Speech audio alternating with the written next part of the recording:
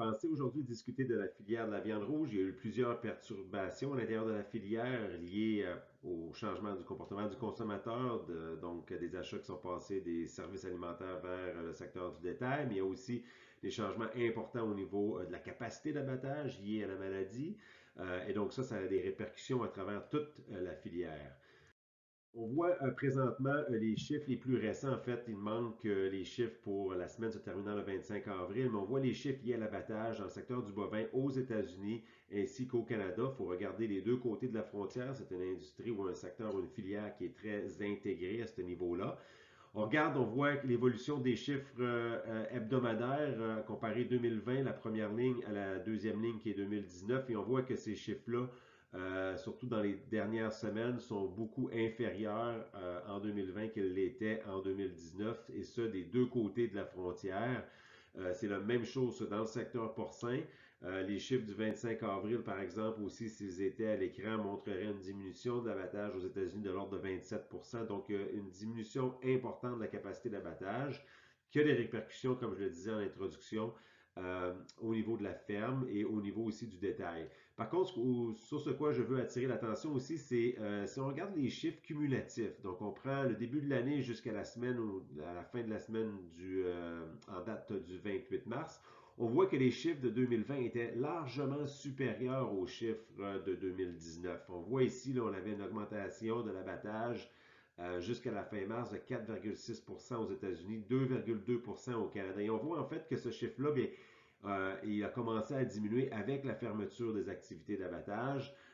Et donc, alors que les volumes hebdomadaires commençaient à être moindres au fur et à mesure qu'on avait des cas qui se déclaraient à l'intérieur des entreprises d'abattage. Mais ce que ça dit, c'est que les entreprises d'abattage allaient très rapidement, il y avait un très, très fort volume au début 2020. Et là, on a ralenti le rythme ou la cadence considérablement dans le secteur bovin et dans le secteur porcin. Si on regarde les impacts que cela a à la ferme. On peut regarder par exemple les prix de référence sur les marchés à terme. On a le bétail en haut à gauche, le porc en bas à droite. On voit que au début de l'année, on avait beaucoup un vent positif en fait qui soufflait là, sur la filière. On avait des prix qui étaient assez élevés et on a vu on voit maintenant que cette tendance-là a été définitivement à la baisse. En fait, il y a eu plusieurs vagues de diminution, augmentation, et là, on est encore appris avec une diminution du prix de référence. C'est sûr que ce prix-là ne se répercute pas de la même façon à travers le pays au Canada. Donc, il faut faire les ajustements à ce prix-là en fonction du taux de change, par exemple, mais aussi en fonction des différentes régions. Tous les mécanismes de mise en marché si on les compare à travers les provinces, ne sont pas les mêmes. Donc ça aura un impact effectivement sur le prix payé aux producteurs par province. Si on regarde dans le cas du porc, bien les mêmes choses, les mêmes constatations s'appliquent. C'est sûr qu'il y a eu un certain regain, un certain rebond dans les derniers jours. Par contre, si on fait la comparaison avec où est le prix présentement versus où il était à la même date l'an dernier, puis on voit qu'il y a une différence assez énorme, assez significative.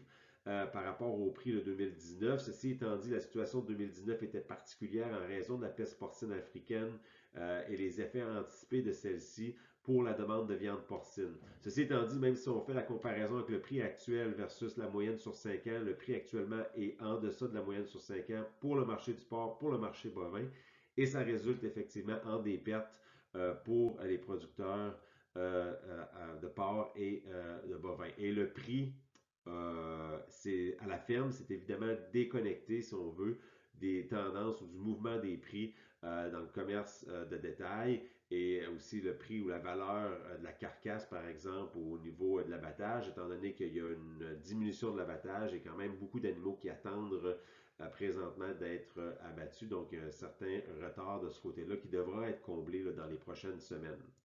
Pour plus d'informations, vous pouvez aller sur notre page web à fac.ca/savoir.